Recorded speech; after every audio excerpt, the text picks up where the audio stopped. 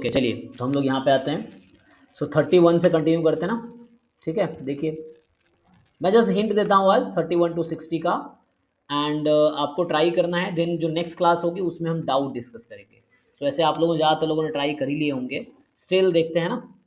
तो ये क्वेश्चन हम देख रहे थे लास्ट एज सम, है ना। तो कुछ प्रॉब्लम हो रहा था उस टाइम, अभी देखते हैं ना। तो आपको क्या करना है, जस्ट यू मेक एग्जाम्पल। जब आपको ऐसे प्रॉब्लम हो तो यू मेक सम एग्जाम्पल और उससे आपका हो जाएगा।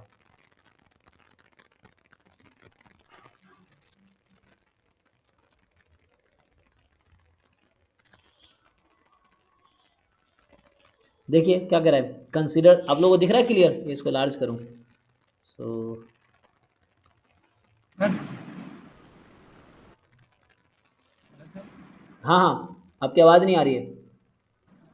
सर लास्ट टाइम आप बोले थे हम सॉल्व करके लाए थे तो पूछ रहे थे कि लास्ट टाइम करेंगे तो सॉल्व तो कर लिए हैं ये कर लिया सॉल्व? 31 तो बताओ, डाउट बताओ, सीधा सीधा और कर सॉल्व। 33 नंबर है सर 33 नंबर है और 5 to 6 क्वेश्चन हो रहे हैं सर। ठीक है, जिन लोगों ने सॉल्व कर लिया है तो एक बार पहले वो डाउट ही करा देता हूँ फिर।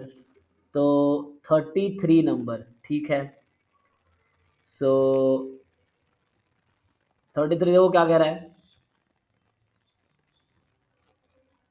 इसको मैं इधर करता हूँ। सो 33 क्वेश्चन जो कह रहा है आपका क्या है,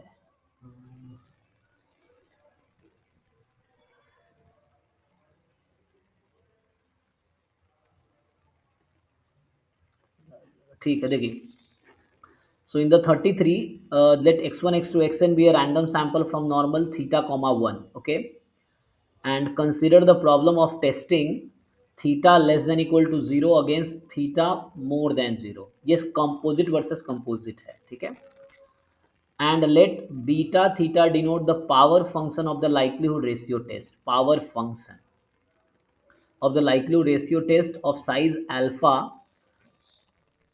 for testing h0 against h1. Then which are the following statement is true. तो देखो ये जो है ना,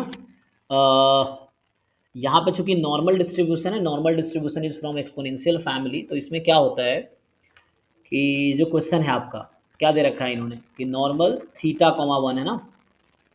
तो ये जो एच नॉट है, theta less than equal to 0 given theta more than 0, इसका जो क्रिटिकल रीजन आएगा ये वही क्रिटिकल रीजन आएगा जो H naught theta is equal to 0 against H one theta more than 0 है। So like you can find the critical region. अच्छा, यहाँ पे क्या कहना चाह रहा है, एक मिनट देख लो। ये बोलना चाह रहा है कि पावर जो बीटा थीटा है more than beta 0, beta theta ये एम एस क्यू है, ठीक है। तो चलिए कोई बात नहीं। सो क्या क्रिटिकल रीजन आपको पता है इसका क्या होगा? Do you know the critical region?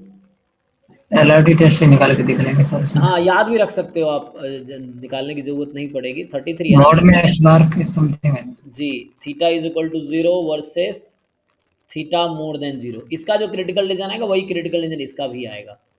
क्या इसने क्या बोला हुआ है इसने, है ना, theta less than equal to फिर मोर देन 0। तो हाँ ठीक है, तो इसका क्रिटिकल रीजन आएगा वही आएगा जो आपका इसका क्रिटिकल रीजन आता है, सेम क्रिटिकल रीजन आएगा। So if you see the critical reason will be, तो जो एच नॉट आपका होता है। सर एक डाउट और था सर, जब दोनों हमारे नल और अल्टरनेट हाइपोथेसिस में जी, दोनों कंपोजिट हो तो दोनों केस में हम MLE यूज करेंगे उसमें। नहीं नहीं, एम एल यूज़ नहीं करना होगा आपको। क्या होगा कि यहाँ पे आप मैक्सिमाइज करेंगे लाइक्लीहुड फंक्शन को when theta belongs to H naught, just H naught. तो वो जीरो पे ही मैक्सिमम हो जाएगा, क्योंकि नॉर्मल डिस्ट्रीब्यूशन है ना। तो नॉर्मल डिस्ट्रीब्यूशन क्या है, जीरो पे ही मैक्सिमम हो जाएगा उसका पी डी एफ थीटा। तो ये एक्चुअली ये रिड्यूस हो जाएगा, और यहाँ आपको डिनोमिनेटर में एम एल ई यूज़ करना है, ठीक है। तो यहाँ पे ये रिड्यूस हो, ये तो बता रहा हूँ कि इसका क्रिटिकल रीजन और इसका क्रिटिकल रीजन सेम आएगा फॉर द नॉर्मल डिस्ट्रीब्यूशन। ऐसा क्यों होता है?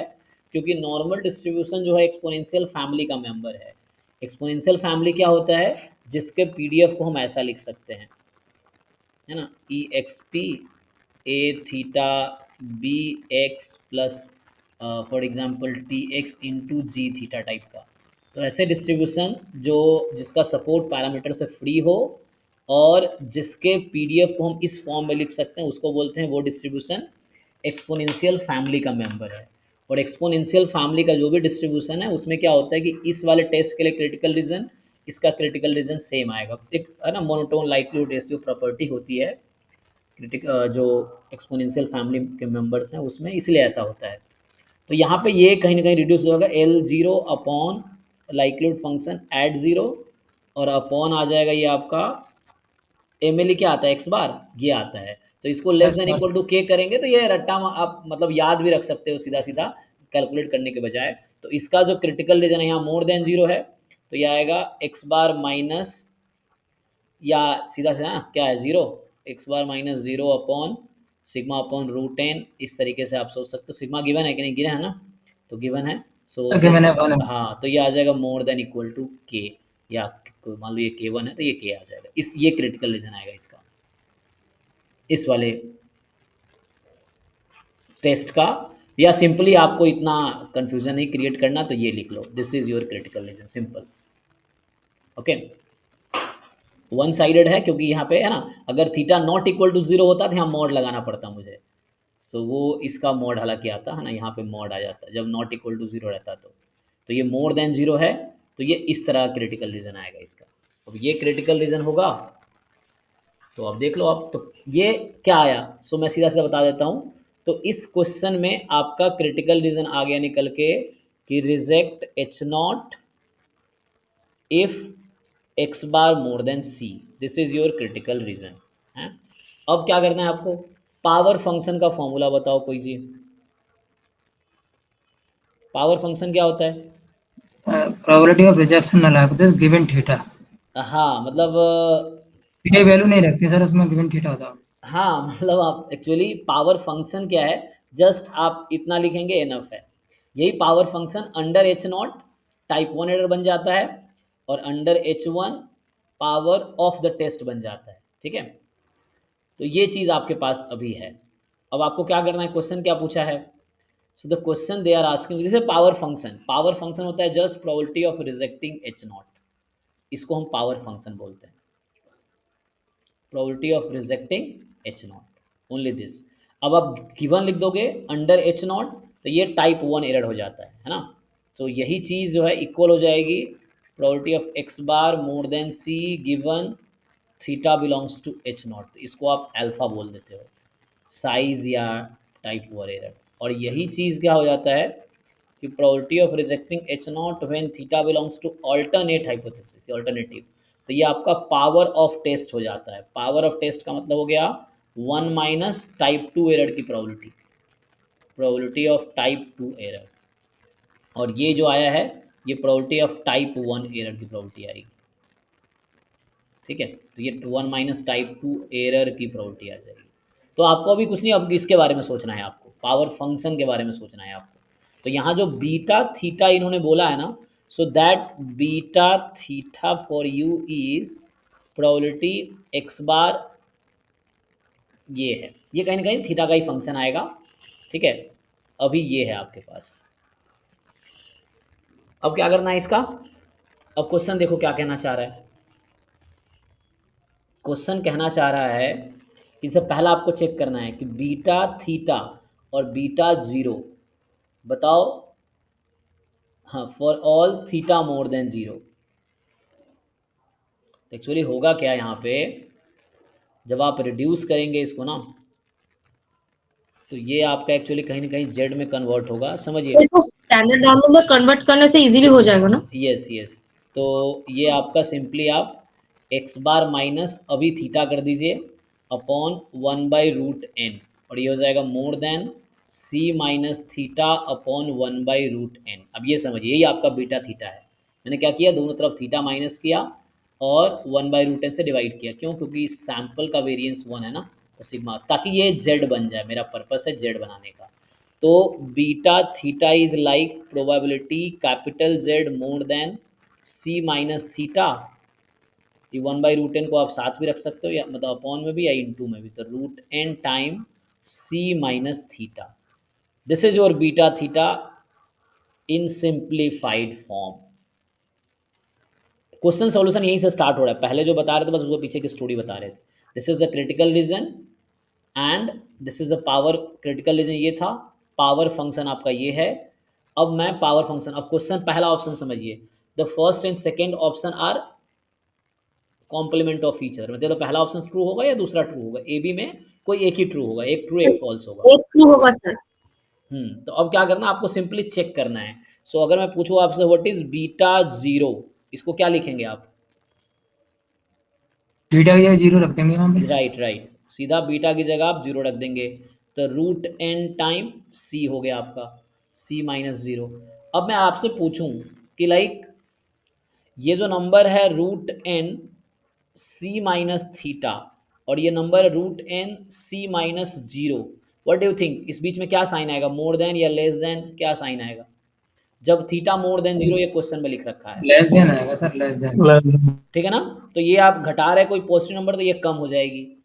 तो आपको ये चेक करना है कि किसकी वैल्यू ज़्यादा है, बीटा थीटा की या बीटा जीरो की। तो आपको समहाउ ये चेक करना है ये प्रोबेबिलिटी ज़्यादा है कि ये प्रोबेबिलिटी ज़्यादा है। तो जेड का आप लोग जानते हैं ग्राफ, सो आप स्टैंडर्ड नॉर्मल का जब आप लोग ग्राफ बनाएंगे, पीडीएफ का ग्राफ रफली ऐसा है। तो आपने जैसे कहा कि जो एक दो नंबर है आपके पास, one is this number is root N C minus theta and this number is root N time C minus zero, मतलब सी। तो किस पॉइंट के आगे की प्रोबेबिलिटी ज़्यादा है? पहला वाला होगा sir, B B theta greater than होगा बी हाँ, जीरो। तो अब आप कंपेयर कर लीजिए इन दोनों में कि किस पॉइंट है ना, ये एक नंबर है ये भी एक नंबर है, तो ये दो नंबर में ये रिलेशन है कि ये नंबर ऐसा है, तो जो नंबर छोटा है उसके आगे की प्रोबेबिलिटी ज़्यादा है, और जो नंबर ये वाला नंबर रूट एन सी, इसके आगे की प्रोबेबिलिटी कम है। तो यहाँ से आप सिंपली डिसाइड कर लो कि बीटा थीटा और बीटा ज़ीरो, तो बीटा थीटा का ये क्रिटिकल पॉइंट है, अभी समझो इसमें है ना, ये नंबर है, तो इससे आगे की प्रोबेबिलिटी ज़्यादा है। तो आपका एक ऑप्शन, पहला ऑप्शन ट्रू है, तो दूसरा गलत है, चेक कर लीजिए, डाउट है तो बताओ। सॉल्यूशन क्वेश्चन का यहीं से स्टार्ट किया मैंने, this is a critical region, this is a power function.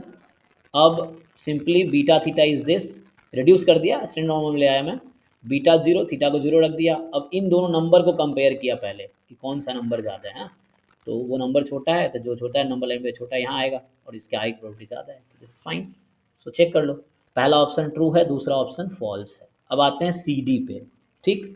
अब ध्यान से देखिए सी क्या कह रहा है कि the critical region of the likelihood test of size alpha is root N time x bar more than tau alpha by two, ये tau alpha by two z alpha by two को ही लिखा है। तो अगर आपसे मैं ये पूछूं कि सी केयरफुली, तो अब मैं ऑप्शन सी की बात कर रहा हूँ।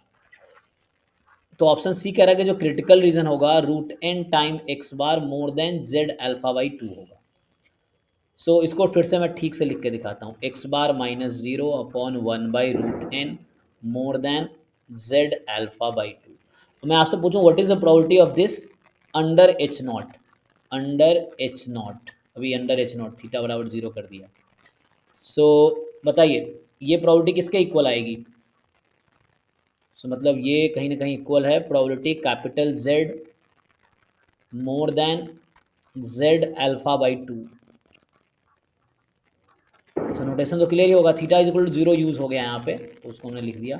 ये समहाउ मैं पूछ रहा हूँ प्रोबेबिलिटी कितनी आएगी, ये कितनी आएगी प्रोबेबिलिटी? Alpha by two. जी, तो आपको नोटेशन जिन लोगों को क्लियर है, so this number is z alpha by two, जो क्वेश्चन में टाउ अल्फा बाई टू इसी को लिखा है, तो इसके आगे की प्रोबेबिलिटी अल्फा बाई टू है, इधर one minus alpha by to है, तो ये तो अल्फा बाई टू आ गया। तो इसका मतलब मैं क्या फाइंड कर रहा था, एक्चुअली साइज फाइंड कर रहा था मैं, और साइज, टाइप वन है। हाँ टाइप वन एरर की प्रोबेबिलिटी निकाल रहा था, साइज निकाल रहा था, साइज कितना निकला उसका सी ऑप्शन में। Alpha by to. हाँ लेकिन ऑप्शन क्या कह रहा है, साइज क्या है, ऑप्शन में देखिए क्या लिखा है, साइज क्या बोल रहा है, ये क्या बोल रहा है, ये साइज अल्फा कह रहा है ना, अल्फा। लेकिन सही दिया सर, ये तो अल्फा बाई टू। तुम समझे नहीं, क्या इस क्रिटिकल रीजन का साइज अल्फा आया है? अभी मैंने फाइंड किया इसका साइज। नहीं तो सर, नो, हाँ, तो ये ऑप्शन सी क्या होगा, ट्रू या फॉल्स? फॉल्स हो जाएगा। हाँ फॉल्स हो जाएगा, इसने यहाँ लिखा है साइज अल्फा है, और जो हमने साइज कैलकुलेट किया इस क्रिटिकल रीजन का तो अल्फा बाई टू निकला, तो मतलब ये गलत कह रहा है। Okay sir, okay. हाँ, अब सिमिलर वे में यहाँ देखो, अब द क्रिटिकल यहाँ भी सेम चीज़ है, root n x bar is less than Z alpha, फिर सेम प्रोसेस अपनाओ। So in the D option they are saying we कि जो आपका क्रिटिकल रीजन है रूट एन एक्स बार वो मोर देन जेड अल्फा है, ये ऐसा बोल रहा है ना। देखिए मोर देन नहीं, less than, D option less than Z alpha है। So less than Z alpha है, ये ऑप्शन डी कह रहा है। तो चलो इसमें प्रॉपर्टी निकाल लेते हैं अंडर एच नॉट। तो इसको ठीक से लिखेंगे तो X bar minus zero upon one by root N, ये सेम चीज़ लिखा हमने, कुछ अलग तो किया नहीं, तो ये जेड अल्फा ही रहेगा। थीटा बराबर जीरो यूज़ कर लिया, या लिखना है तो लिख लो चाहो तो ये कहीं ना कहीं ऐसा बन के आ गया कि probability capital Z less than Z alpha, वो सीधा जीरो। अब बताओ ये किसके इक्वल आएगा? Sir 1 minus alpha. हाँ, तो आपको नोटेशन पता है कि like when we write this number as Z alpha, तो इधर अल्फा इधर वन माइनस अल्फा, तो ये तो वन माइनस अल्फा हो गया क्योंकि जेड अल्फा से पीछे की प्रोबेबिलिटी वन माइनस अल्फा है। तो मैं अभी फिर से साइज निकाल रहा था टेस्ट का, तो साइज कितना निकला? One minus alpha. और ऑप्शन क्या कह रहा है? यहाँ फिर से ऑप्शन क्या बोल रहा है कि साइज क्या है? अल्फा। अल्फा कह रहा है, लेकिन ये हमने साइज निकाला तो क्या निकला? वन माइनस अल्फा निकला। ये भी गलत है इसका मतलब, तो सिर्फ ऑप्शन ए ट्रू है। Okay sir. नेक्स्ट बताइए जी, जिन लोगों ने ट्राई किया है। सर एक 30। क्वेश्चन 34। सर यहाँ पे एच डॉट में थीटा ग्रेटर देन होता तो भी वही क्रिटिकल रीजन आता। अगर theta more than equal to zero given theta less than zero होता है ना। ओके सर तो हम क्या करते हैं उस केस में? तो क्रिटिकल रीजन मतलब अपोजिट हो जाता। क्योंकि मान लीजिए एच नॉट में आपका है theta more than equal to zero, fine. And आप जो ये कह रहे हैं ना, अभी हमारे पास ऐसा था, एक मिनट में क्लियर करता हूँ। अभी हमारा था इस क्वेश्चन में एच नॉट की theta more than equal to zero और एच वन है थीटा लेस देन जीरो, ठीक। तो मैंने ये कहा कि इसका जो क्रिटिकल रीजन निकल के आएगा एक्स बार ऐसा। लेस देन और इक्वल्स टू जीरो था ना। अच्छा अभी, अच्छा चलो, ये आपका ये क्वेश्चन था मतलब, है ना, आप ये पूछ रहे थे ना हाँ इसका। हाँ हाँ, तो राइट। इसका क्रिटिकल रीजन ये आएगा, और जो अभी हमें दे रखा था theta less than equal to zero versus H one theta more than zero, ये अभी का क्वेश्चन था, है ना। तो इसका क्रिटिकल रीजन आएगा X bar more than K. तो आपको एक चीज समझ आ रहा है, ये कौन डिसाइड कर रहा है रीजन, विच एच नॉट या H one? H1. H one, ठीक है ना, H one decide the critical reason. Okay, clear है कि ओके नहीं? सर। तो यहाँ जो नोटेशन है वही यहाँ पे चलेगा, जो यहाँ पे है वही चलेगा यहाँ पे, ये है। अगर तीसरा केस होता जो आप अगर पूछ रहे हैं, इसी में थर्ड केस क्या है? So third case is like कि एच माइक म्यूट कर लो किसी का ऑन है। So theta is not zero, तो इस केस में जो क्रिटिकल रीजन क्या आता?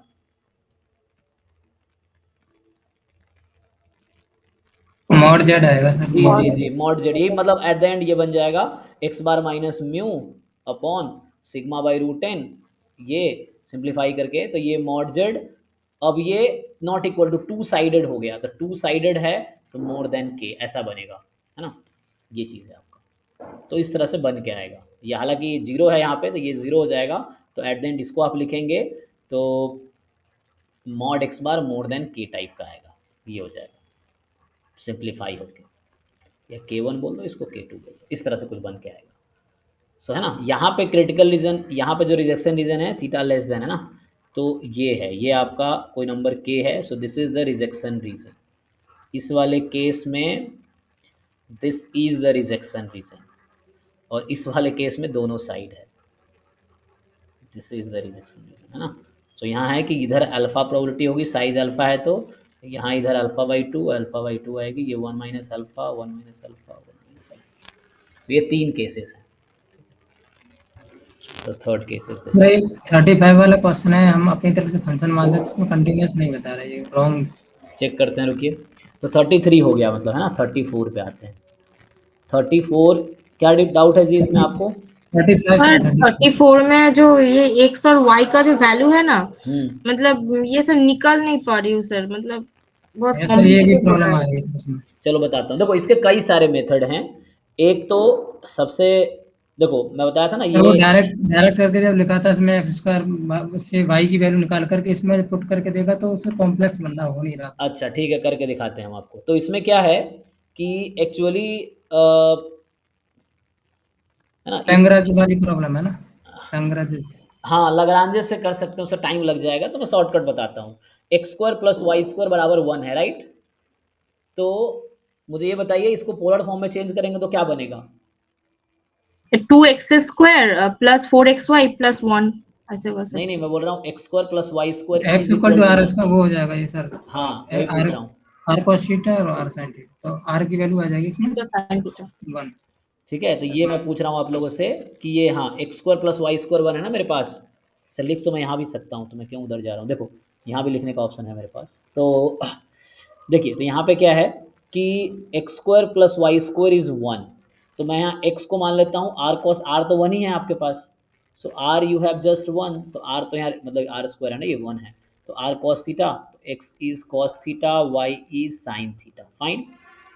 अब मैं इस फंक्शन में पुट कर देता हूँ, तो ये मेरा एफ थीटा बन के आएगा। अब तो क्या बन जाएगा, 3, क्या लिखूँ, एक्स स्क्वायर ना, तो मतलब cos square theta cos² plus theta 4 cos theta sine theta से plus cos² theta. Sine square theta, ठीक। अब आप ध्यान से देखो, एक मिनट, ये 3 कॉस स्क्वायर थीटा है, ये साइन स्क्वायर है। इसको एक काम करता हूँ मैं, एक को हटा देता हूँ, तो बचेगा 2, कितना, कॉस स्क्वायर थीटा। समझ रहे हो ना इसको क्या 2 लिख रहा हूँ? cos² theta plus 4 sin theta.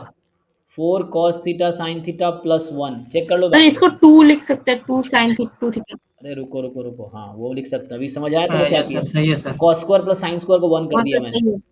ठीक। तो कॉस स्क्वायर प्लस साइन, अब इसको मैं चलो साइन, तो देखो कॉस स्क्वायर थीटा को मैं कॉस 2 थीटा के टर्म में लिख सकता हूँ। कोई बताओ मुझे कि 2 कॉस स्क्वायर थीटा का फॉर्मूला कॉस 2 थीटा के टर्म में क्या आता है? 1 माइनस cos 2 थीटा। नहीं, 1 प्लस कॉस 2 थीटा, ठीक। तो 2 साइन स्क्वायर थीटा होता है, 1 1 प्लस प्लस ही कॉस, आएगा सर। हाँ है ना। 1 माइनस कॉस 2 थीटा होगा तो 2 साइन स्क्वायर थीटा हो जाएगा। तो इसको मैं लिख सकता हूँ 1 प्लस कॉस 2 थीटा। ये सब बेसिक्स हैं, मतलब लोअर क्लास की चीज़ें हैं। और इसको मैं साइन 2 थीटा में ब्रेक कर देता हूँ, तो एक 2 बाहर, 2 साइन 2 थीटा प्लस 1। तो मेरा ये फंक्शन अभी रिड्यूस होकर ये बन गया। अब फिर से ध्यान दो आप, तो 1 1 मिलके 2, तो मेरा जो अभी फंक्शन ओरिजिनल है वो ऐसा है, 2 प्लस, अब आ गया कॉस, अभी 2 थीटा का नाम मैं कुछ नया रख देता हूँ, चाहो तो अल्फा रख दो अभी समझने के लिए, प्लस 2 साइन अल्फा। अब ध्यान से देखो, ये तो कांस्टेंट है, इसका कोई इफेक्ट नहीं है। तो इसकी मैक्सिमम वैल्यू कितनी होती है जी, कोई बताओ मुझे? इसकी maximum value cos alpha plus 2 sine alpha की मैक्सिमम वैल्यू याद है कि नहीं तुम लोगों को? 3 होगी।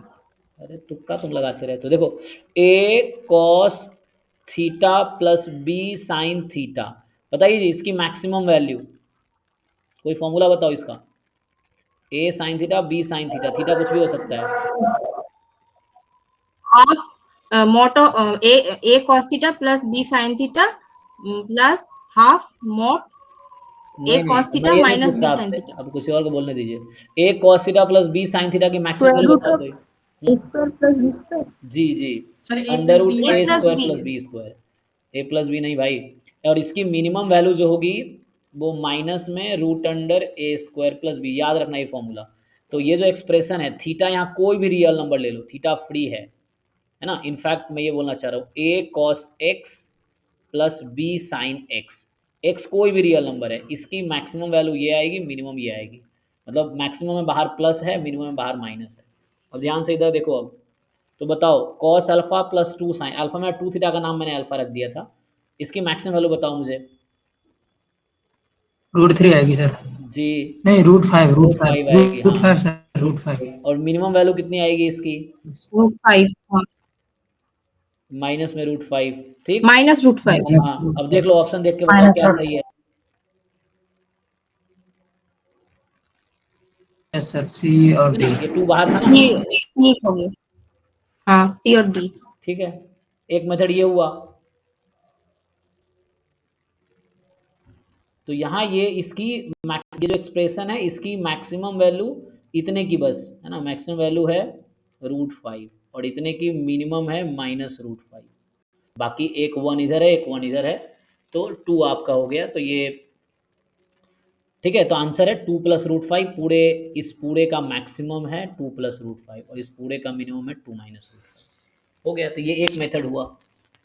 दूसरा तरीका है मैं वन वेरिएबल में कन्वर्ट कर लूँ इसको, मतलब अभी तो वन वेरिएबल में ही किया लेकिन थीटा में कर दिया उसको, ये है। और सेकेंड तरीका है कि हाँ, मतलब वही वाई स्क्वायर की जगह रख दो 1 - x² का रूट, फिर डिफरेंशिएट करो, लंबा होगा वो। तीसरा तरीका है लाग्रांज मल्टीप्लायर कि this plus lambda time x² + y² -1, उससे भी करेंगे वही आएगा लेकिन काफ़ी कैलकुलेशन है। सर सर कोई अलग टेक्निक नहीं है कोई? ये अलग ही टेक्निक तो बताया ये। नहीं, ये सर बहुत सारे मतलब फॉर्मूला से भरा पड़ा है, तो इतना फॉर्मूला तो याद ही नहीं तो रहेगा सीखो ना, फिर आप क्यों इस एग्जाम लेवल तक। पे आ गए? आप जाके वापस 10th क्लास में एडमिशन ले लो, फॉर्मूला में नहीं आएंगे, है ना। आप इस लेवल पे आए हो तो सारी पता, ये सब यहाँ जो यूज़ हुआ है सब क्लास 11 12 वाली चीज़ें यूज़ हुई हैं। जो आप पढ़ चुके हो तो यूज़ करना ही पड़ेगा, है ना। तो सीखना है ना, भागना थोड़ी है इससे, भागोगे कब तक भागोगे? तो आपको सीखना है। तो देखो क्या हो रहा है, ऐसे 2 4 क्वेश्चन और ट्राई करके देख लो। इसमें हुआ क्या है, जस्ट हमने एक्स को कॉस थीटा रखा, वाई को साइन थीटा रखा और पुट कर दिया यहाँ पे। ये इसने आइडिया दिया ये कि ये कांस्टेंट से, अब ये वापस मैंने इसमें रख दिया तो ये फंक्शन बन गया। फिर हमने इसको इक्वल एंगल के फॉर्म में लाया, यहाँ ज़रूरी था कि सेम एंगल के फॉर्म में लाना, तो यहाँ मैं दोनों को सेम एंगल के फॉर्म में लाया, लाइक 2 थीटा बनाया दोनों को हमने।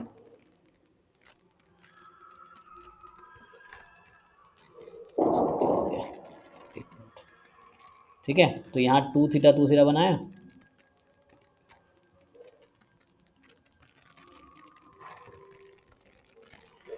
देख लो,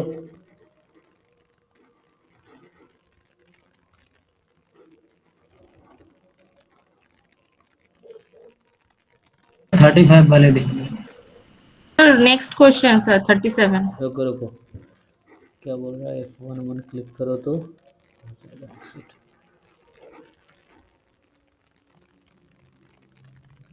अभी 33 गया, 34 किया। 35 सर जो सर हम 35।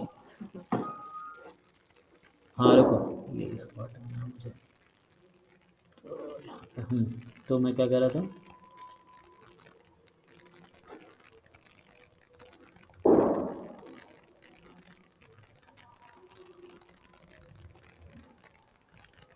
अभी क्या किया था मैंने, ये किया था जो, हाँ ठीक। तो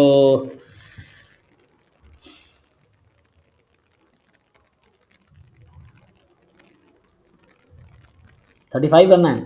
देखो सर इसमें हम अपनी तरह से फंक्शन मानते हैं तो वो कंटिन्यूस होता है, लेकिन इसमें रॉन्ग हो जाता है। ऐसे नहीं नहीं, तो एक्स भी आपको मान लिया कंडीशन ध्यान एक्स। रखना है कि ये बोल रहा है कि लेट एफ जो है ट्वाइस डिफरेंशिएबल फंक्शन है, ठीक। तो एफ जो है आपका वो ट्वाइस डिफरेंशिएबल है, और एफ कोई ट्वाइस डिफरेंशिएबल है, देन कौन सा स्टेटमेंट ज़रूरी है कि ट्रू हो।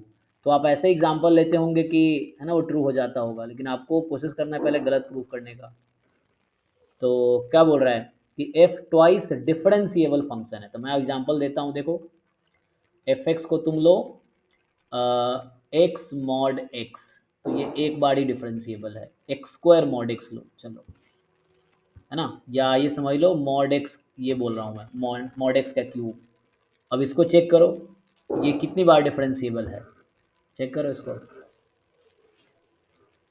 अच्छा, तो लेट, हाँ ये 2 बार डिफरेंशिएबल तो है, लेकिन बोल रहा है कि डबल डेरिवेटिव कॉन्टिन्यूअस होगा। तो कॉन्टिन्यूअस होने के तो लिए, e⁻x लेने से क्या होगा क्या? तो उससे क्या होगा, मतलब आपको एग्जाम्पल, मतलब इसमें क्या करना है, डिस्कार्ड करना है। तो ऐसा एग्जाम्पल हो कि ऑप्शंस गलत हो जाए, ऐसे एग्जाम्पल बनाने की कोशिश करो आप। तो x³ sin 1/x लेके तो अच्छा एक मिनट, क्या ले ले, x² sin 1/x।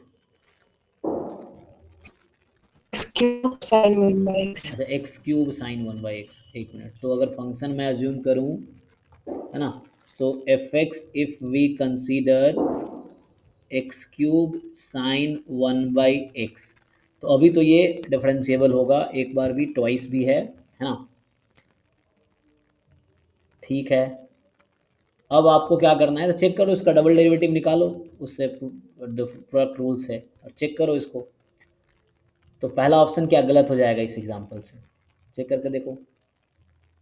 Yes sir. हाँ अच्छा ओके, तो आप लोग चेक करके देखो, है ना।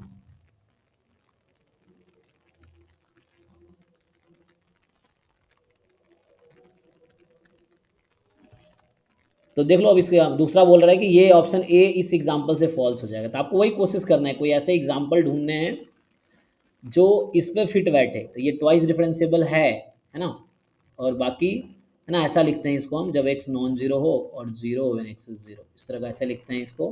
तो ऐसा है। अब इस पे देखो ऑप्शन ए फॉल्स हो जाएगा। ऑप्शन बी जो है अब कि, ठीक है, जो ऑप्शन बी आपके पास है, क्या बोल रहा है ये, कि अगर एफ डैश जीरो और एफ डैश वन दोनों इक्वल हो जाए, तो जीरो पे डेरिवेटिव फंक्शन का और वन पे डेरिवेटिव फंक्शन का इक्वल हो जाए, तो डबल डेरिवेटिव जीरो होगा, has a solution in zero one. तो इसका मतलब ये हुआ, ठीक है ना, देखो ध्यान से, कि फंक्शन का डेरिवेटिव जीरो पर वन पे इक्वल है। तो यहाँ पे आप वो लगा लो एक theorem, F double dash C बराबर F dash one minus f dash zero upon one minus zero. ये कौन सा थ्योरम है, ये mean mean value value theorem. Theorem. अब इससे क्या आ जाएगा, इसकी वैल्यू, ये दे रखा इक्वल है, तो ये ज़ीरो हो गया। तो ये मतलब सही कह रहा है, यहाँ सी मुझे जीरो से वन में एक नंबर मिलेगा। तो पहला बी ऑप्शन तो ट्रू कह रहा है मीन वैल्यू थ्योरम से, है ना, कि डबल डैश सी को लिख सकता हूँ f dash one f dash b minus f dash a upon b minus a, और ये तो जीरो हो जाए क्योंकि मुझे बता रखा है इक्वल है। तो इसका मतलब this has a solution in this, yes, कोई एक सी तो मिलेगा जहाँ एफ डबल डैश जीरो होगा। तो ये बी तो ट्रू ऑप्शन दिख रहा है। बाकी बताओ और क्या, और डाउट है। एफ डैश बाउंडेड होगा 8 से 10 में, तो फंक्शन ट्वाइस डिफरेंशिएबल है। तो आपको अलग अलग एग्जांपल फंक्शन लेके आपको ट्राई करना पड़ेगा यहाँ पे, है ना, गलत दिखाने की कोशिश करनी है आपको।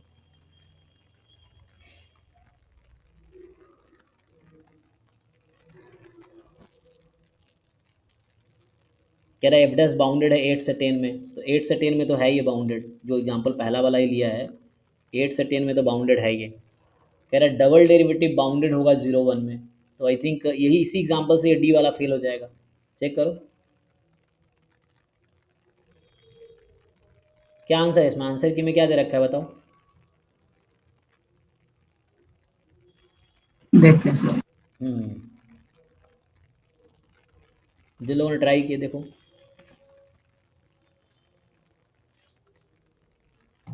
बी और सी है सर। ठीक है ना, बी और सी है सर। हाँ, तो क्योंकि 8 से 10 तक क्लोज इंटरवल है ना, तो क्लोज इंटरवल में फंक्शन तो बाउंडेड रहेगा क्योंकि डबल डिफरेंशिएबल है ये, तो मतलब इसी, है ना, तो ये तो ओके हो जाएगा। और डबल डेरिवेटिव बाउंडेड होगा 0 1, जैसे यही फंक्शन देख लो, x टेंस टू, जब डबल डेरिवेटिव इसका करोगे ना, तो ये कॉन्टिन्यूस नहीं है और वो डबल डेरिवेटिव बाउंडेड भी नहीं होगा जीरो पे। यही फंक्शन, इसी फंक्शन से तुम डबल डेरिवेटिव निकालो और x tends to zero limit लो, तो that will not be bounded, वो अनबाउंडेड हो जाएगा। तो उस इंटरवल मतलब x जब जीरो प्लस में है तो अनबाउंडेड हो जाएगा फंक्शन, तो इसीलिए ये गलत है। तो ये एग्जाम्पल, ये जो example x cube sine one by x वाला है, ये ए और डी ऑप्शन को यही एग्जाम्पल गलत कर देगा। बी ऑप्शन ट्रू हो गया मीन वैल्यू थ्योरम से, और C option F dash bounded है क्योंकि देखो फंक्शन ट्वाइस डिफरेंशिएबल है, तो इसका मतलब एफ डैश डिफरेंशिएबल होगा किस पे, पूरे आर पे डिफरेंशिएबल है एफ डैश, तो एफ डैश आर पे कॉन्टीन्यूअस भी होगा। और कोई भी कॉन्टीन्यूअस फंक्शन, है ना, यहाँ पे क्लोज्ड इंटरवल दे रखा है नहीं 8 10, तो क्लोज्ड इंटरवल है 8 10 पे, तो बाउंडेड ही रहेगा ना, प्रॉब्लम कहाँ आएगी।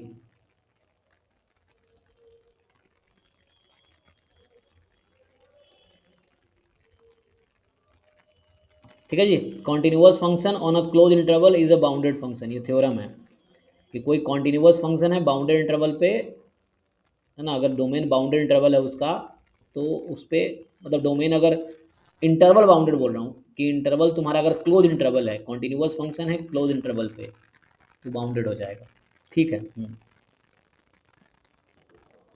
Okay sir. थ्योरम ही है कि कॉन्टिन्यूअस फंक्शन है और क्लोज इंटरवल दे रखा है डोमेन उसका। ये इंटरवल डोमेन का दिया ना। जी मतलब डोमेन का पार्ट इस इंटरवल में बात कर रहा है, मतलब एफ डैश का भी 8 to 10 डोमेन फिक्स कर रहा है। तो चूंकि क्लोज इंटरवल है और ये कॉन्टिन्यूअस फंक्शन है तो फंक्शन बाउंडेड रहेगा।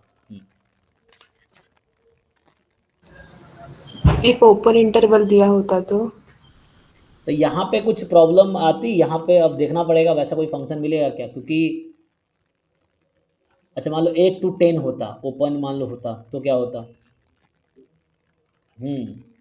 तो फिर ज़रूरी नहीं है ट्रू हो, सोचना पड़ेगा उसके लिए। क्योंकि क्लोज इंटरवल है तो क्लोज है ना डोमेन तभी होता है जब एंड पॉइंट पे फंक्शन डिफाइंड होगा, तो बाउंडेड ही होगा, वरना ये ओपन इंटरवल होता। तो open interval may not be true option हो सकता था। ठीक है, ये चीज़ क्लोज है इसलिए ट्रू है।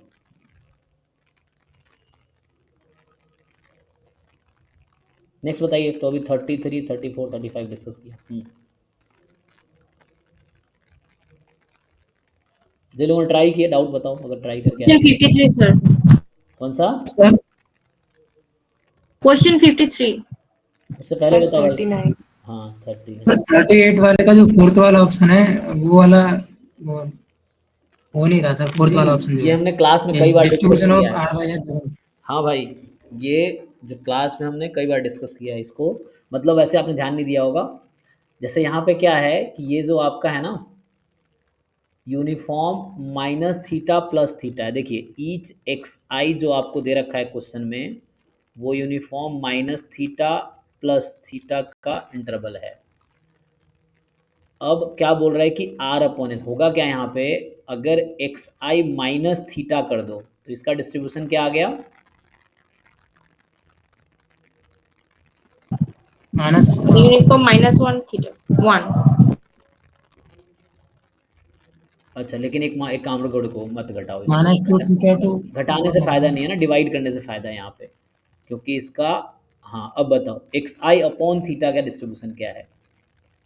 -1 to 1 होगा सर। हाँ अब देखो, ऐसा कोई डिस्ट्रीब्यूशन जिसमें तुमने पैरामीटर से डिवाइड कर दिया और वो पैरामीटर से फ्री हो गया, तो उसको बोलते हैं कि ये डिस्ट्रीब्यूशन एक्चुअली स्केल फैमिली से आती है। स्केल फैमिली, स्केल फैमिली क्या होती है कि है ना, एक लोकेशन फैमिली है, स्केल फैमिली है, स्केल लोकेशन फैमिली है, एक्सपोनेंशियल फैमिली है, इस तरह कुछ क्लास ऑफ डिस्ट्रीब्यूशन है। क्लास मतलब सेट है ना, एक कैटेगरी है डिस्ट्रीब्यूशन की जो एक जैसी प्रॉपर्टी रखती है।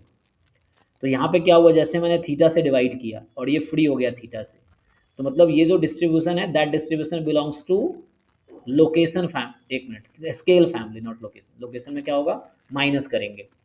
तो यहाँ पे सिंपल है, देखो आर तुम्हारा क्या है, तो each x i upon theta free है, तो आर क्या है तुम्हारा, ये जो आर अपॉन एस लिखा, r is the first order statistics और s is the nth order statistics. तो हम इसको क्या करेंगे, थ्योरम है, मैं लिखा देता हूँ अभी तुम्हें। सो एक्स एन अपॉन थीटा, ठीक है। देखो चूंकि x i upon theta free है थीटा से, तो इसका डिस्ट्रीब्यूशन भी थीटा से फ्री हो जाएगा, इसका डिस्ट्रीब्यूशन भी थीटा से फ्री हो जाएगा, तो पूरे रेशियो का डिस्ट्रीब्यूशन भी थीटा से फ्री हो जाएगा। सो डिस्ट्रीब्यूशन क्या होगा, फ्री ऑफ थीटा होगा। तो ये option does not depend on theta सही कह रहा है ये। समझे, मैं दिखा देता हूँ, ओके सर। जरा समझो ये थ्योरम क्या कहना चाह रहा हूँ। कहीं ऐसा हो कि एक्स आई अपॉन थीटा का distribution has distribution free of theta, अगर ऐसा हो जाए तो इसका मतलब ये है कि ये जो first order statistics upon nth order statistics है, तो ऑब्वियसली है ना ये एंसिलरी स्टैटिस्टिक्स का पार्ट है, लेकिन नाम है एंसिलरी, सिलेबस में नहीं है तो वो भी यूज़ नहीं कर रहा। सो ये जो होगा इसका distribution, this has distribution free of theta. और दूसरा ये बोला हूँ लोकेशन, ये स्केल फैमिली है। लोकेशन फैमिली ये होती है कि उसमें क्या होगा, एक्स आई माइनस थीटा कर दोगे तो इसका डिस्ट्रीब्यूशन फ्री ऑफ थीटा हो जाएगा। सो दिस हैज डिस्ट्रीब्यूशन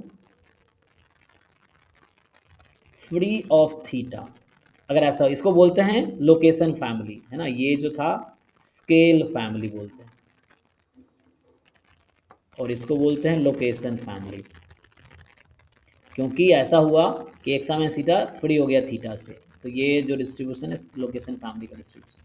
और इस केस में क्या होता है, देन इस केस में first order statistics minus nth या nth order statistics minus first order, बात है। So this has distribution free of theta, है ना। ऐसा क्यों, क्योंकि तुम एक थीटा यहाँ ऐड कर दो या सब्ट्रैक्ट कर दो और थीटा यहाँ भी सब्ट्रैक्ट कर दो और एट द एंड कैंसिल ही हो जाएगा वो। तो इसीलिए डिस्ट्रीब्यूशन फ्री ऑफ थीटा हो जाता है, दोनों तरफ वो कर सकते हैं। Okay sir. जी, तो इस तरह के ऑप्शन एग्जाम में मिल सकते हैं। चलिए नेक्स्ट बताओ जी, 38 के बाद 39। ओके 39 कह रहा है कि x1 x2 xn be the random sample from the distribution with pdf this।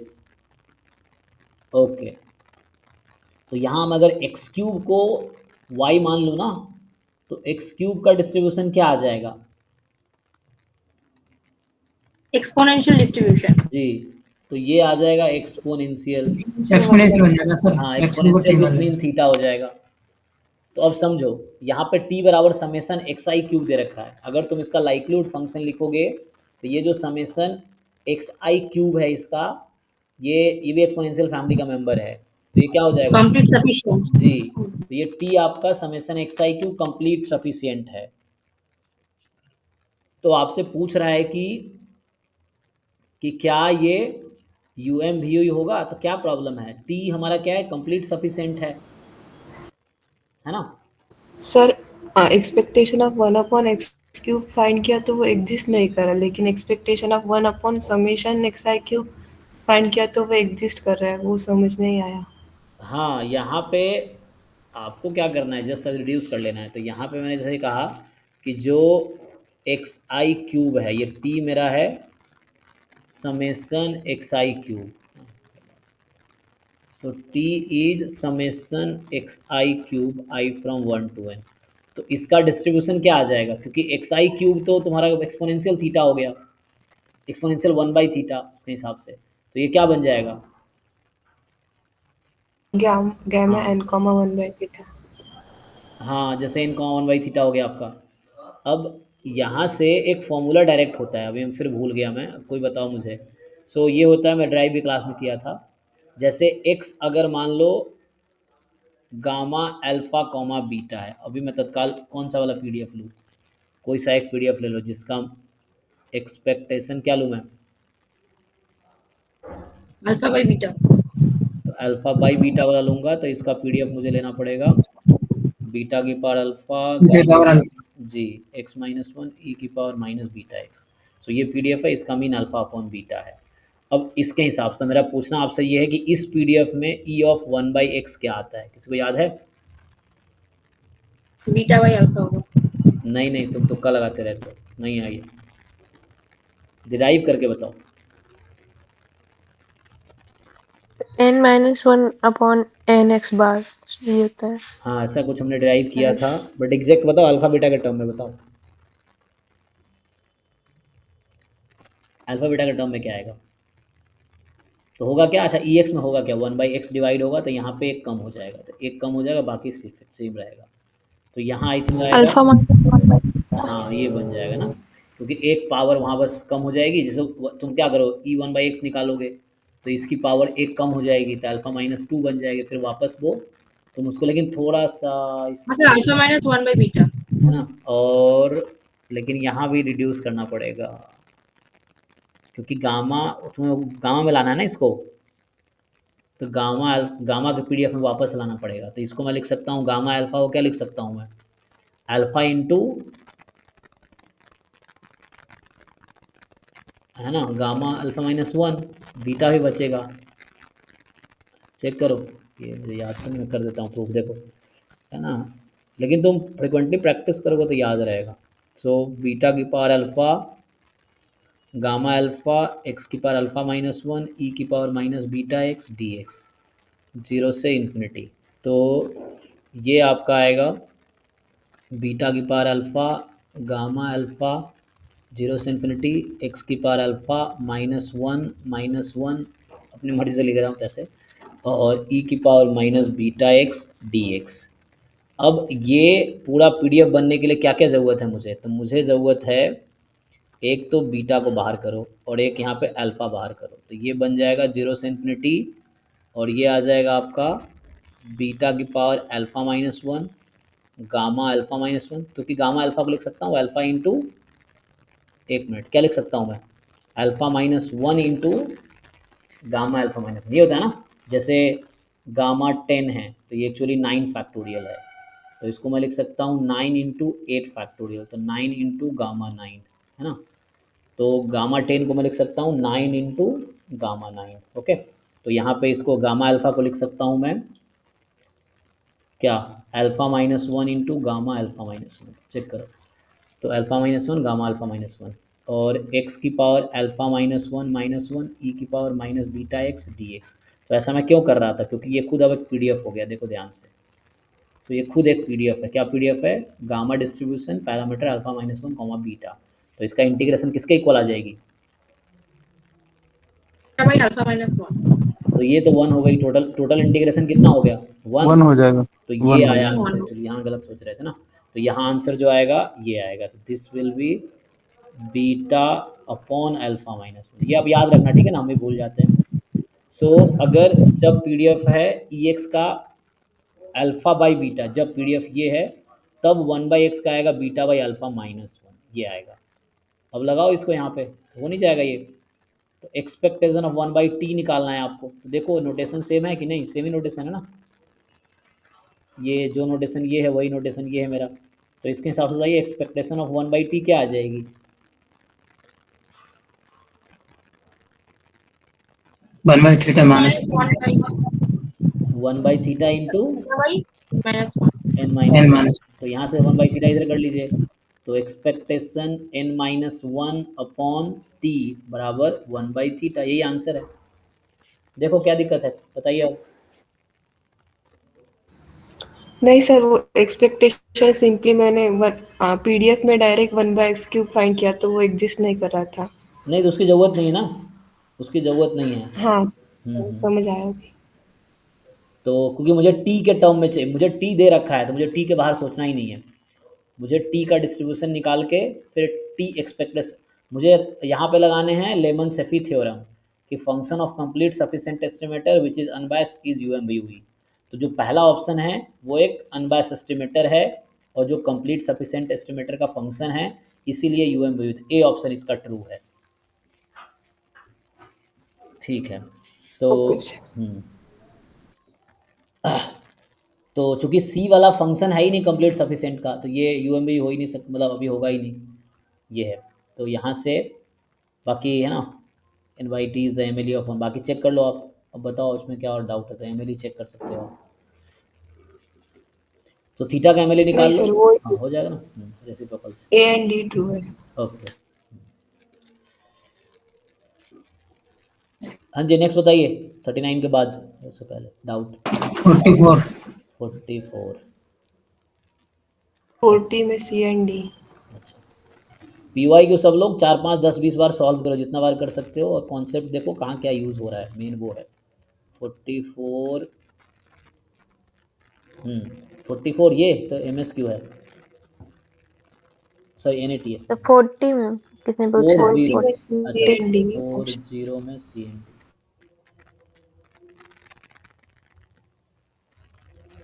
सो ये कह रहा है कि x1 x2 xn be the random sample from the distribution with PDF theta x की power theta minus one, okay. अलग इसका नाम power distribution है, लेकिन जो आपके सिलेबस में नहीं है, मतलब स्टैंडर्ड डिस्ट्रीब्यूशन में नाम नहीं दिया है, कोई बात। तो यहाँ पे कह रहा है कि which of the following statement is are true, तो सी डी ऑप्शन देखना आपको, there does not exist any unbiased estimator of 1/थीटा which attains the Cramer-Rao lower bound, or there exists an unbiased estimator of 1/theta which attains the Cramer-Rao lower bound। तो इसका discussion हमने पहले किया था, एक थ्योरम भी है उससे भी कर सकते हैं, और नहीं तो दूसरा तरीका क्या था, एक और तरीका किसी बच्चे ने सजेस्ट किया था। तो एक तो इसका थ्योरम है सीधा सीधा वो हमेशा क्रैमर लॉ लोअर बाउंड को अटेंड नहीं करता है ना, मतलब वो एग्जांपल आपने दिया था, तो कैसे प्रूव करेंगी ये? हाँ, मतलब यहाँ इसने बोला है कि there does not exist any unbiased estimator of 1/थीटा विच अटेन्स द क्रैमर और लोअर बाउंड। तो इसका एक थ्योरम है वीके रोहतगी में, तो यहाँ पे बुक तो है नहीं, देखता हूँ। सो वो थ्योरम आपको लगाने हैं यहाँ पे कि वहाँ से आपको एस्टिमेटर मिल जाएगा। वो डायरेक्टली एस्टिमेटर ढूंढ के बता देता है वो क्या एस्टिमेटर है, एग्जिस्ट करेगा कि नहीं करेगा। सो यूएमबी वाले टॉपिक में ना आपको थ्योरम लगाना है।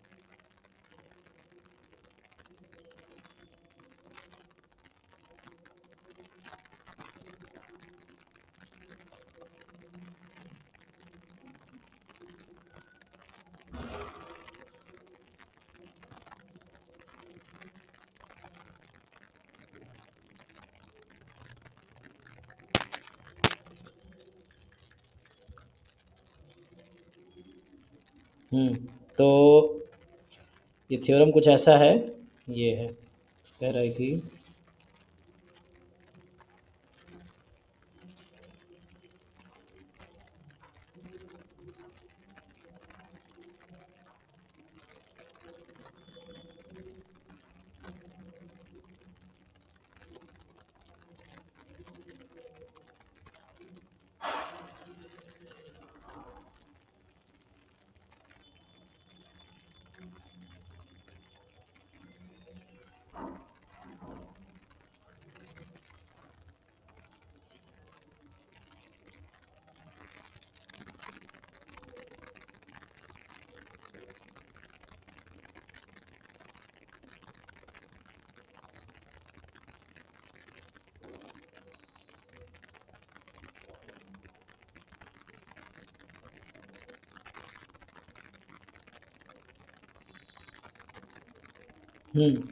सो आप एक बार देख लो, मैं रेफरेंस बता देता हूँ। ये पेज नंबर है 376, वीके रोहतगी की बुक है, उसमें एक कोरोलरी है, अब वो लगाओ। तो ये कह रहा है कि this inequality holds if and only if की कंडीशन है, यहाँ पे ये कह रहा है। तो इसका थ्योरम ऐसा है, ठीक है। वीके रोहतगी वाली बुक खोलना, उसमें पीडीएफ में 376 पेज पे कोरोलरी एक लिखी हुई है, ठीक है। तो वो कोरोलरी कहती है, उस पर ये क्वेश्चन है। तो ये आपका कह रहा है कि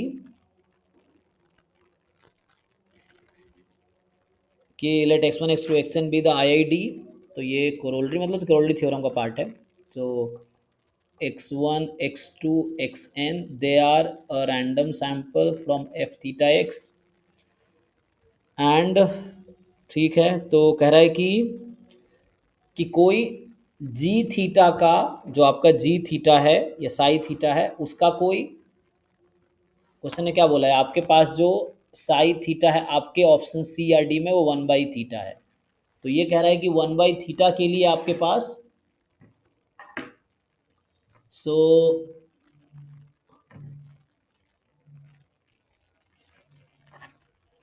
साई थीटा जो है ना, तो इसके लिए आपका कोई अनबायस्ड एस्टिमेटर मिलेगा जो क्रैमर और लोअर बाउंड को अटेन करे, मतलब उसका वेरिएंस इक्वल हो जाए क्रैमर और लोअर बाउंड के। कब? If and only if so this has unbiased estimator tx that attains Cramer Rao lower bound if and only if, ठीक है।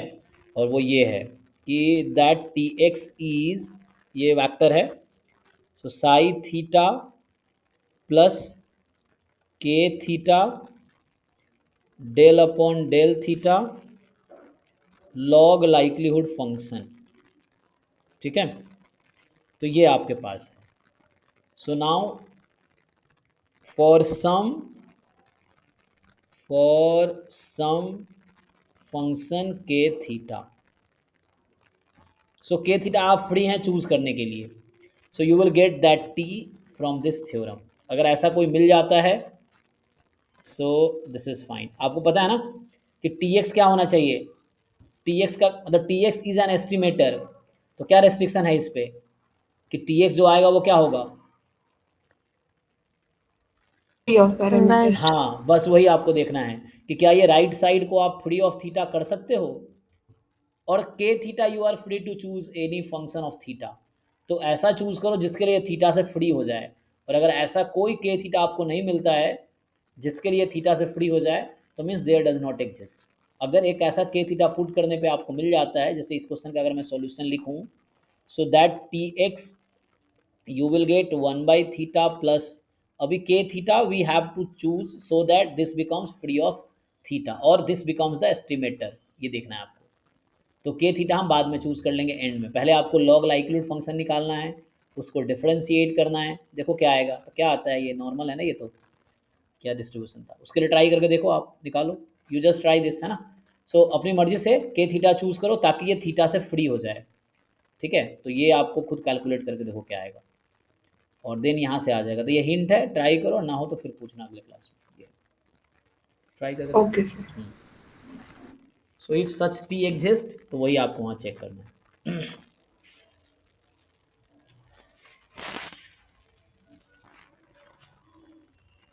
नेक्स्ट बताइए, तो 40 हो गया, 40 के बाद 44। 44।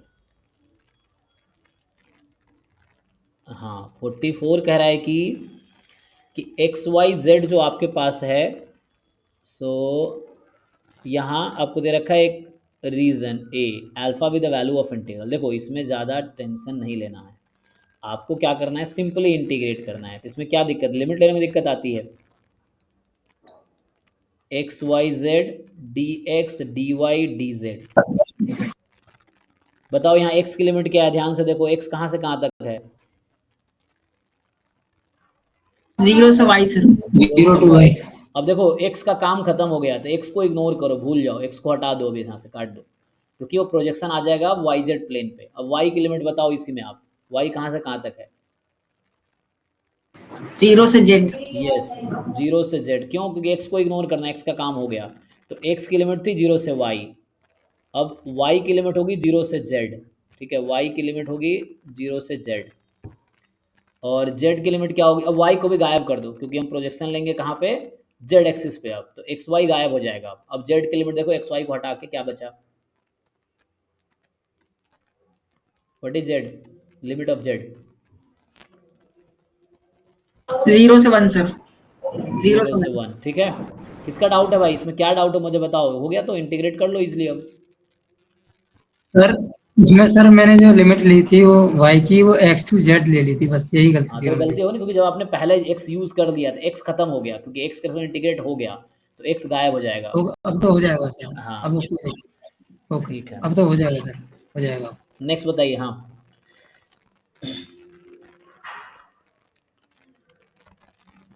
53 किसने पूछा डायरेक्टली? 53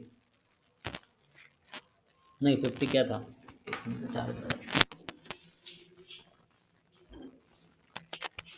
एक मिनट।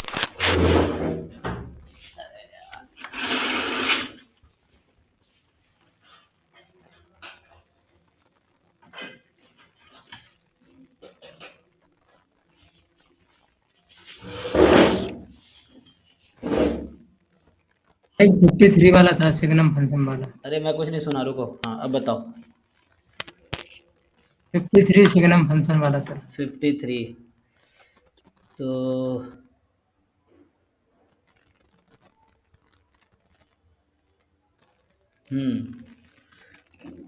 ये थोड़ा सा लेंदी क्वेश्चन है, लेकिन अब ट्राई कर सकते हो, एग्जाम में इस सब क्वेश्चन को छोड़ सकते हो, लेकिन अभी घर पे ट्राई कर सकते हो, एग्जाम में टाइम बचे तो करो, नहीं था ना। तो यहाँ पे है कि x1 x2 क्या है, यहाँ पे इंडिपेंडेंट नॉर्मल 0 1 है, और सिग्नम फंक्शन दे रखा है। तो ये जो एक्चुअली सिग्नम फंक्शन है,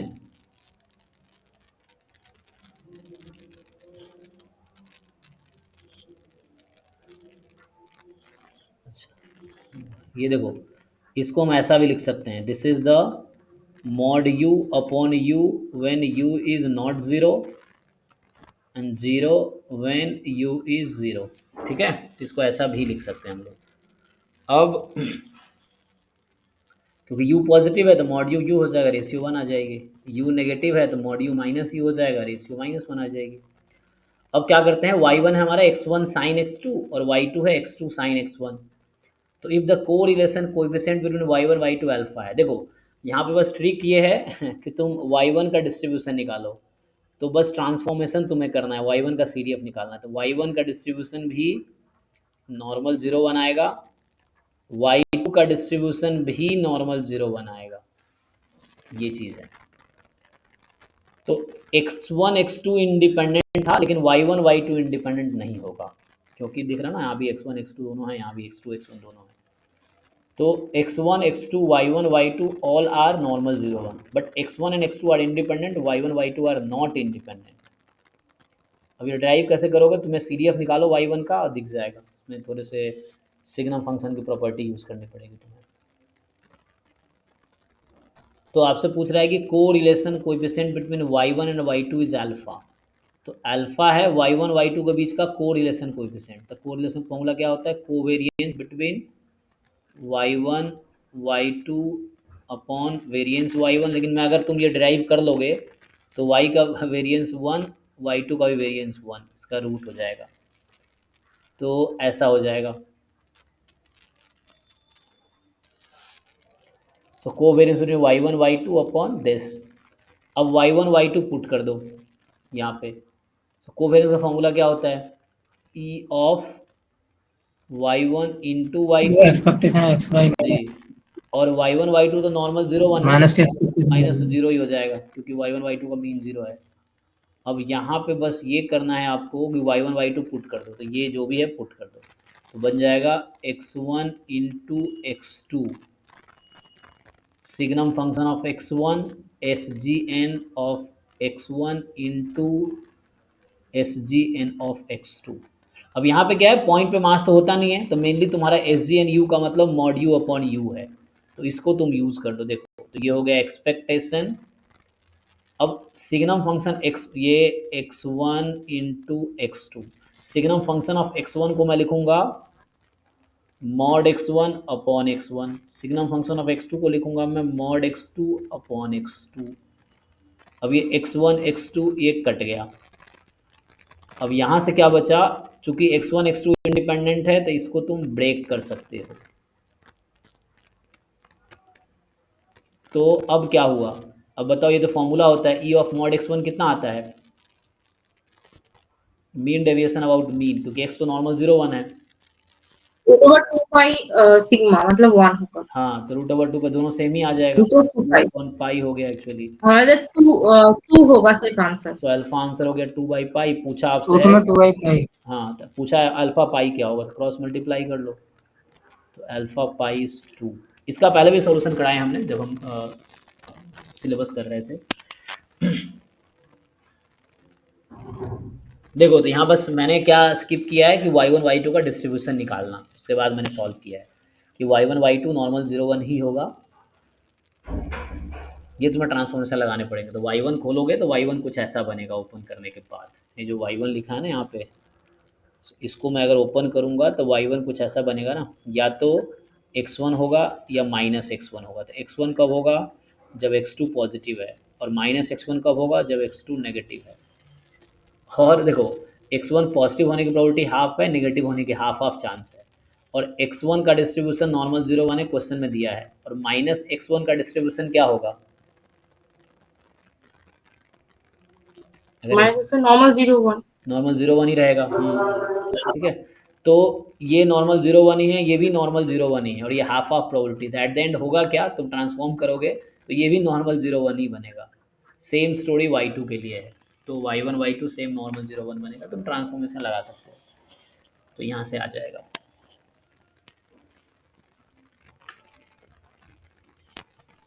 नेक्स्ट बताओ। सर क्वेश्चन 52 भी नहीं हुआ सर, 51 भी नहीं हुआ। ये अभी देख के पता चल रहा है कि पहले से तुम्हें पता था। सर नहीं, पहले से पता था पर मैं हड़बड़ी में सर बोल गई। सर एक डाउट था सर, पूछना था। हेलो हाँ सर, ये कह रहे हैं सर, अगर जो क्वेश्चन था जिसमें कैमरा लोअर बाउंड अटेन करेगा कि नहीं। तो इसका एक तरीका ये भी हो सकता है कि यूएमवी निकाल ले, और अगर वो कैमरा लोअर बाउंड नहीं अटेन कर रहा है तो ये कह सकते हैं कि कोई भी अनबायस्ड एस्टिमेटर नहीं एग्जिस्ट करेगा जो सीआरएलबी को होल्ड अटेन करे। नहीं, कोई यूएमबी एग्जिस्ट करता है तो ज़रूरी नहीं हो कैमरा, अगर यूएमबी एग्जिस्ट कर भी गया तो भी आप नहीं कह सकते वो कैमरा और लोअर बाउंड अटेन करेगा। यूएमबी में नहीं नॉट। सर, मैं ये कहती अगर यूएमवी हाँ, निकला और अगर वो कैमरा लोअर बाउंड नहीं अटेन कर रहा है तो ये कह सकते हैं कि कोई भी अनबायस्ड एस्टिमेटर ऐसा नहीं होगा जो अटेन करे हाँ, हाँ, कैमरा हाँ, लोअर हाँ, बाउंड। हाँ, ये चलेगा। क्योंकि हाँ, तो वो भी एक तरीका है ये, कि अगर आप क्रैमर और लोअर बाउंड, चलो वो तो आप निकाल लोगे फॉर्मूले से, और आप यूएम भी यू भी निकाल लोगे, यस सर। और यूएम भी यू का जो यूएम भी ऑलरेडी अनबायस्ड होगा और इसका वेरिएंस क्रैमर और लोअर बाउंड से ज़्यादा आ गया अगर, है ना, तो ये तो पक्का है क्योंकि इसका तो मिनिमम वेरिएंस है ना, इससे कम वेरिएंस वाला अनबायस्ड एस्टिमेटर हो ही नहीं सकता। ये भी एक अप्रोच है, इससे भी हो जाएगा, लास्ट टाइम है ना किसी बच्चे ने बताया था ये तरीका। हाँ, ये भी ठीक है कि जैसे, क्योंकि ओके सर। यूएम भी यू क्या है, स्मॉलेस्ट वेरिएंस वाला अनबायस्ड एस्टिमेटर है। तो अगर इसका वेरिएंस जब क्रैमर और लोअर बाउंड से ज़्यादा हो जा रहा है तो ऐसा कोई होगा ही नहीं जो अटेन करेगा, तो ये भी ठीक है। तो है ना, आप यूएम भी यू निकाल के चेक कर लीजिए, ये चीज़ है।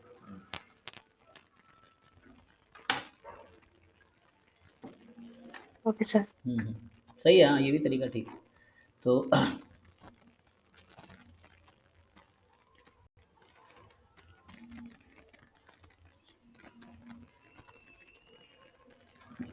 तो आपका 51, क्या इसमें डाउट है? रीजन है bounded by parallelogram with 4 vertex दे रखा है। अरे कितना आसान सा लग रहा है। तो इसमें क्या करना है आपको, तो मुझे लगा चेंज ऑफ वेरिएबल लगाना इजी रहेगा। तो उसके लिए पहले पैरेललोग्राम बना लो, और पैरेललोग्राम बना के उसके इक्वेशंस निकाल लो, फिर उससे आपको आइडिया आ जाएगा। 1 0 कहाँ होता है, मान लो ये 1 0 है, 3 2, अब ग्राफ बनाना पड़ेगा इसके लिए, 2 3 1 2, तो ये 3 2 है, ये 1 0 है, ठीक। सो ये है 1 0, ये है 3 2।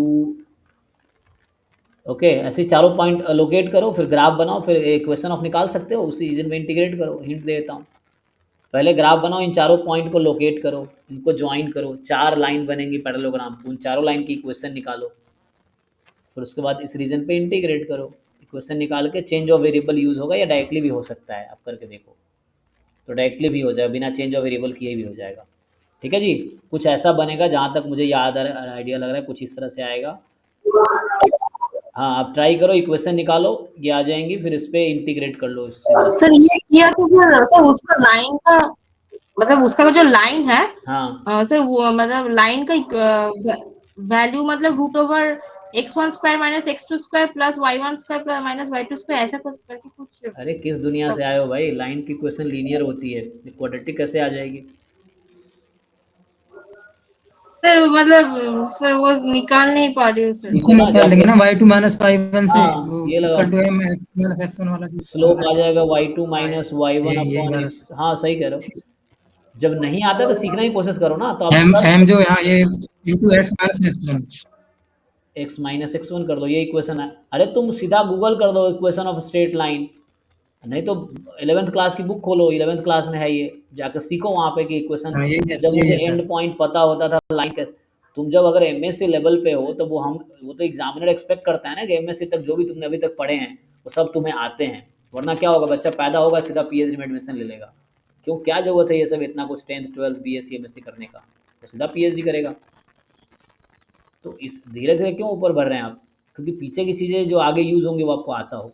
तो आपको इक्वेशन ऑफ स्ट्रेट लाइन नहीं निकालना आ रहा है तो आप सीखो जाके लोअर क्लास की बुक में, कि 11th क्लास का बुक खोलो, एनसीईआरटी या जो भी बुक आपने पढ़ा हो क्लास 11 12th में, कि सीखो मुझे जब 2 पॉइंट पता है किसी लाइन पे तो how can I find the equation of that straight line, तो आप सीख लो इसमें, तो आ जाएगी इक्वेशन। क्वाड्रेटिक क्यों होगा, सीखना ही तो है डिमांड के हिसाब से वो चीज़ है। तो आप एक बार देखो कि व्हाट इज़ अ फॉर्मूला, ये फॉर्मूला इसका नाम 2 पॉइंट फॉर्म है। बहुत सारे फॉर्मूला है, point slope form, 2 point form, slope intercept form, intercept form, ये चीज़ है। तो इसको आप ड्राइव करो, ये फॉर्मूला है, इसको यूज़ करो आप। ये स्लोप होता है y2 माइनस y1 अपॉन, है ना। जब भी आपको लगे कि आपको कुछ नहीं आ रहा है तो गूगल करो या फिर बुक खोलो, समहाउ सीखो, फिर उसको इम्प्लीमेंट करो। ये तो आप इक्वेशन ऑफ स्ट्रेट लाइन निकालो, फिर रीजन मिल जाएगा। रीजन मिल गया तो स्ट्रिप बनाओ और यहाँ से dx x की लिमिट लिखो y के टर्म में, फिर y की लिमिट देख लो, इंटीग्रेट कर लो। फिर भी नहीं हो रहा तब बताओ, लेकिन ट्राई करो। अब ये सब, अब स्ट्रेट लाइन थोड़ी पढ़ाऊंगा मैं कि how to find equation of straight line, ये सब लोअर क्लास में सीखना था। मतलब क्वेश्चन सॉल्व करूंगा तो बताऊंगा ही, लेकिन ऐसे अलग से थोड़ी आप पढ़ाएंगे कि स्ट्रेट लाइन की क्वेश्चन कैसे निकालते हैं। ये चीज़ है, जब मैं सॉल्व करूंगा तो बताऊंगा कैसे आएगा, बट आप ट्राई करो एक बारी।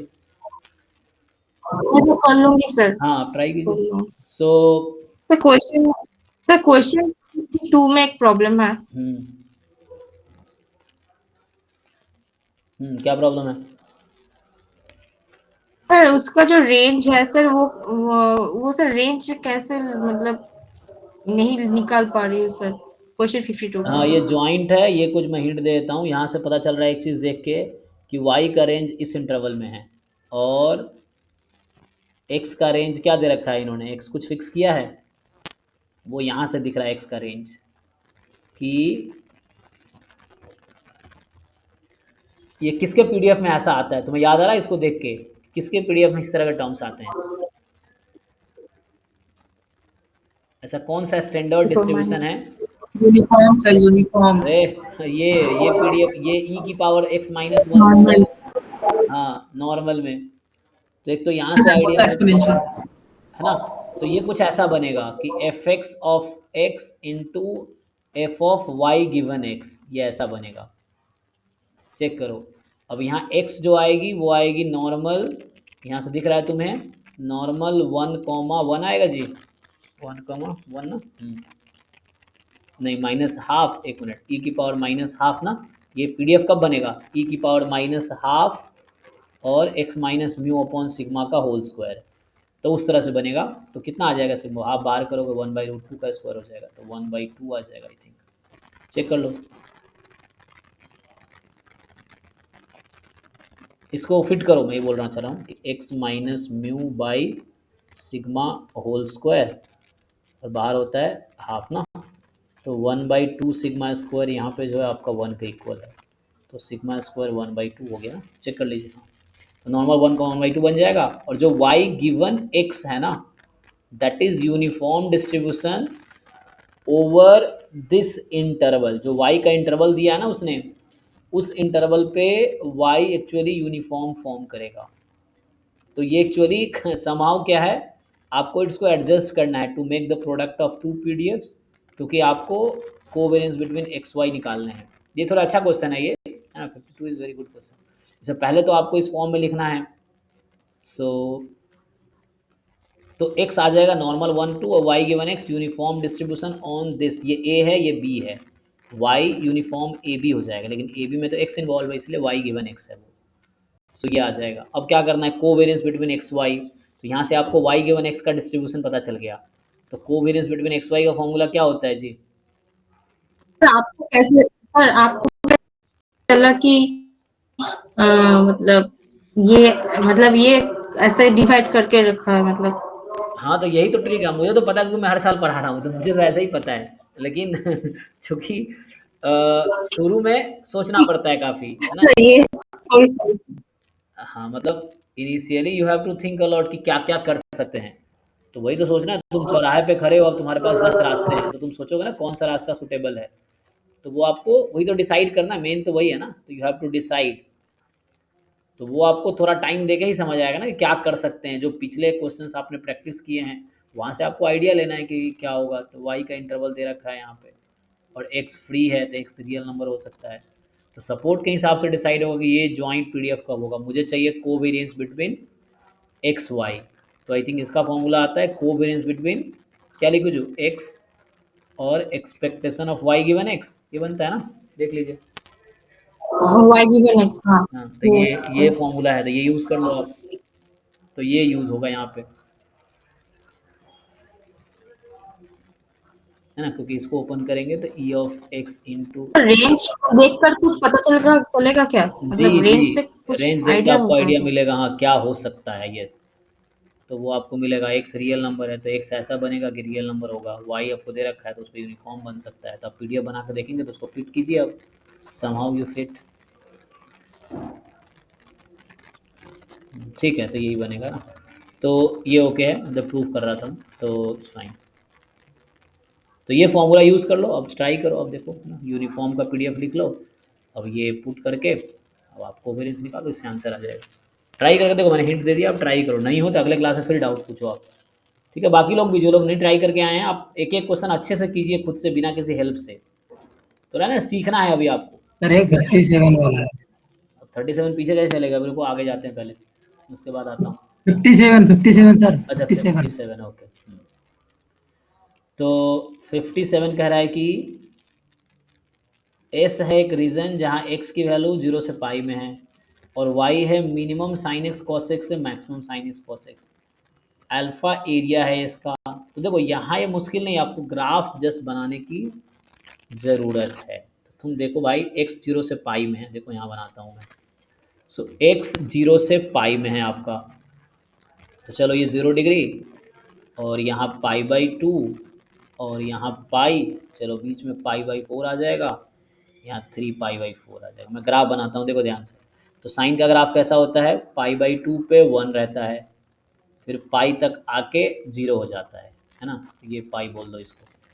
कॉस में क्या होता है कि कॉस 1 से ही स्टार्ट होता है ना, ये 1 है मान लो, तो यहाँ से स्टार्ट होता है और पाई/2 पे आके 0 हो जाता है ना, और फिर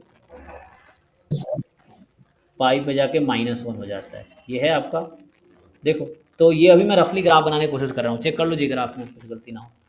तो अभी क्या है, अब समझो, मुझे कलर चेंज कर देता हूँ, तो ये ब्लैक से मैं कॉस बना देता हूँ, तो ये हमारा कॉस है, ठीक।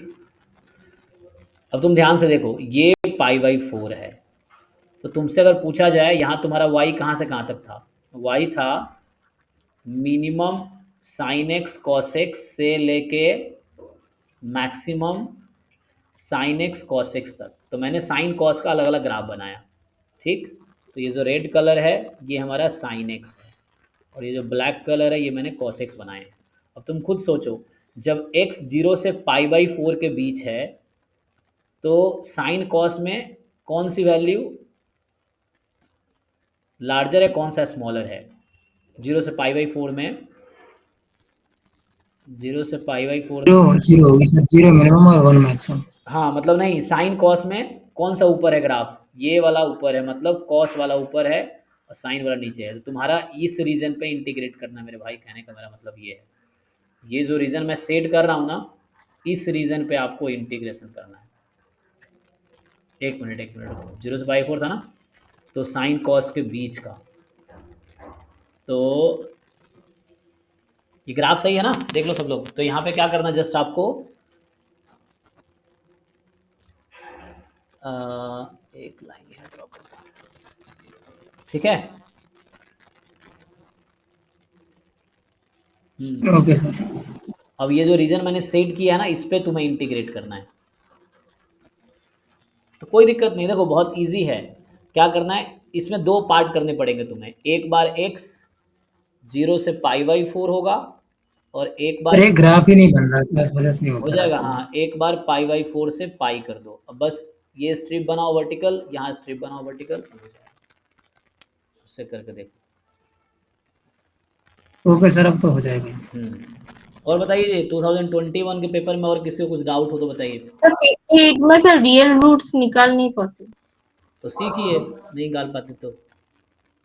सर इसमें एक डेकार्ट्स रूल होता है, उसको लगा के किया था हमने। तो प्लस माइनस के साइन देखने में जितने प्लस वाले होंगे, एक बार एक्स वैल्यू प्लस, एक बार एक्स वैल्यू माइनस रख के, तो उसमें रियल रूट्स और इमेजिनरी रूट आ जाएंगे, फिर उससे हम निकाल लेते हैं। मैं हाँ बता इस तरह क्वेश्चन 2005 में भी आया था एक क्वेश्चन ना। डेकार्ट्स रूल होता है। हाँ डिस्कार्टेस रूल जो है। लेकिन वो एग्जैक्ट नंबर ऑफ रूट नहीं बताता है, वो जो बताता है आपको वो मैक्सिमम नंबर ऑफ रूट्स बताता है, आई थिंक। हाँ maximum number of root. Sir उसमें यही बताता है वो पॉजिटिव रूट कितने, मतलब रियल कितने रूट है, हाँ इमेजिनरी मैक्सिमम, कितने। जैसे यहाँ पे देखो तुम जो कहना चाह रहे हो कि इसमें क्या होगा, तुम अभी तुम्हारे पास क्या है, प्लस माइनस प्लस है ना, तो दो जगह साइन चेंज हो रहा है, तो इसके पास मैक्सिमम 2 पॉजिटिव रूट होंगे, ठीक। Yes sir. और x को -x रख देते हैं, तो माइनस प्लस प्लस हो जाएगा, ठीक। तो माइनस एक बार साइन वन, मतलब मैक्सिमम ओनली एक वन होगा नेगेटिव सर। रूट होगा।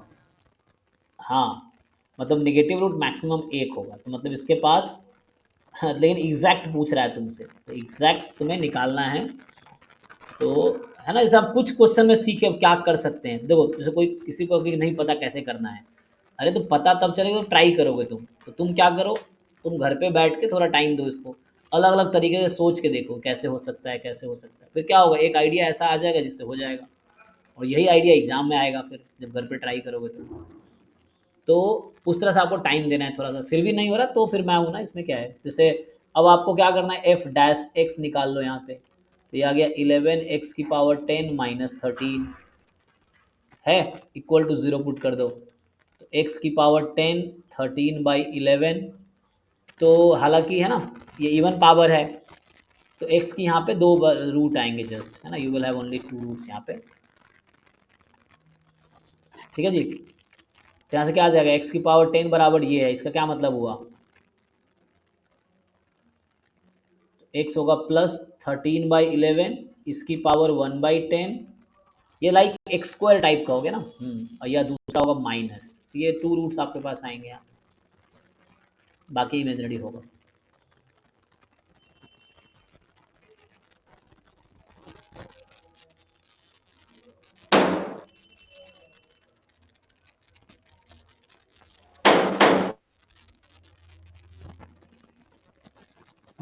सर हाँ भाई, सर यदि सर वो जो सर उन्होंने बताया कि प्लस माइनस प्लस होता है, तो सर ये तो एक पॉलिनोमियल फंक्शन है। पॉलिनोमियल फंक्शन में तो सर हमें पता है कि वो कॉन्टिन्यूस होगा, और सर कॉन्टिन्यूस होगा तो आईवीटी इंटरमीडिएट वैल्यू थ्योरम से वो क्रिटिकल मतलब अगर प्लस से माइनस में आया और माइनस से प्लस में गया आगे बढ़ते हुए, तो इसका मतलब 0 और 10 दो बार करेगा ना, तो सर रियल वैल्यू मतलब एग्जिस्ट करेगा, रियल रूट्स होंगे, दो रूट्स होंगे।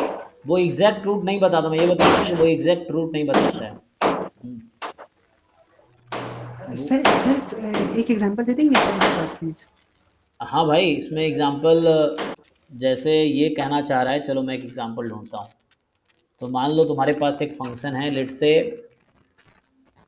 x² प्लस एक्स प्लस 1, चलो मान लो ये है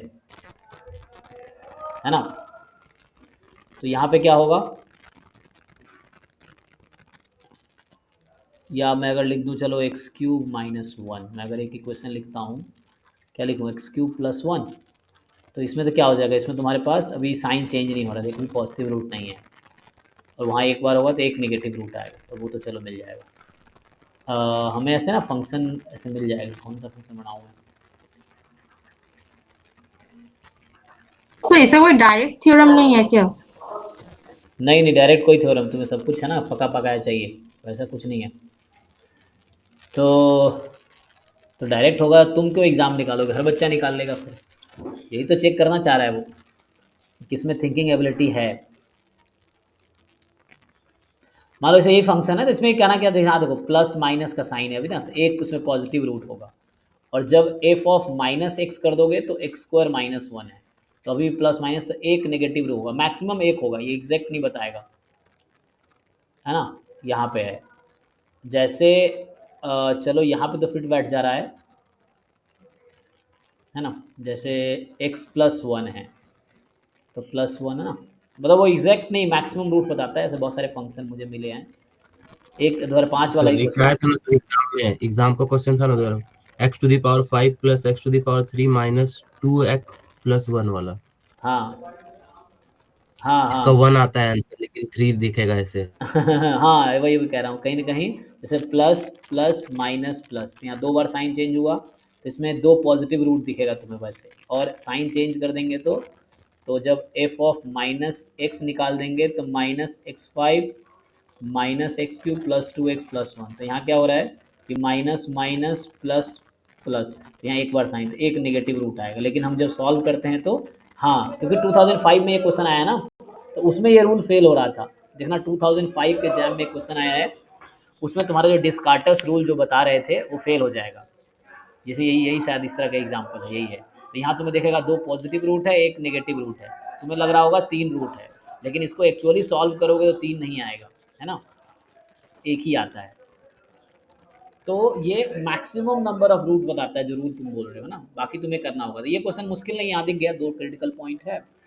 अब ग्राफ बना लो ना, रफली you take the idea of the graph. तो how to get the idea, एक सिंगल वेरिएबल फंक्शन है, हम ये चेक कर लेंगे किस पॉइंट पे मैक्सिमा एग्जिस्ट कर रहा है, किस पॉइंट पे मिनिमा एग्जिस्ट कर रहा है, किस इंटरवल में इंक्रीजिंग है, किस में डिक्रीजिंग है, उतने से ही ग्राफ का आइडिया मिल जाएगा मुझे। जैसे ये 2 पॉइंट आ गया, अब 0 रख के मैं चेक कर लूँगा क्या आंसर आ रहा है। 0 पे 5 आ रहा है, इस फंक्शन में 0 रखने में 5 आया, ये रखने पे क्या आएगा अब देख लो, नेगेटिव आएगा, पॉजिटिव है, क्रिटिकल पॉइंट है। और एफ डैश एक्स 0 पे क्या आ रहा है, नेगेटिव, इसका मतलब डिक्रीजिंग था। और ये वैल्यू रफली रखेंगे, डेसिमल से आइडिया मिल जाएगा। तो जैसे अब आपको इस पॉइंट पे वैल्यू निकाल के देखनी पड़ेगी रफली। So what with calculator use करो, है ना। सो आपको क्या करना है अब, so now you have to find, मान लो ये 2 नंबर आया a, b, they are the critical point. अब आपको एफ ए निकालना है और एफ बी निकालना है, और ये डिसाइड करना है कि पॉजिटिव आता है कि नेगेटिव आता है। 0 पे तो 5 है, पॉजिटिव है। अब ये वैल्यू आप ये देखना पड़ेगा, और चूंकि ऑड है तो x माइनस इन्फिनिटी है तो माइनस इन्फिनिटी रहेगी। सो अब ये ए पे चेक करना पड़ेगा वैल्यू नेगेटिव है कि पॉजिटिव है ना, ये चेक करना पड़ेगा आपको। ये क्रिटिकल पॉइंट जो है ना हमारे पास, इन वैल्यू पे फंक्शन की वैल्यू चेक करो, पॉजिटिव आएगी कि नेगेटिव आएगी, उसके हिसाब से ग्राफ डिसाइड होगा, पॉजिटिव आएगी कि नेगेटिव आएगी। तो हालांकि 0 पे वो है तो पॉजिटिव ही जाएगी ना, उधर जाना तो है ही इसको।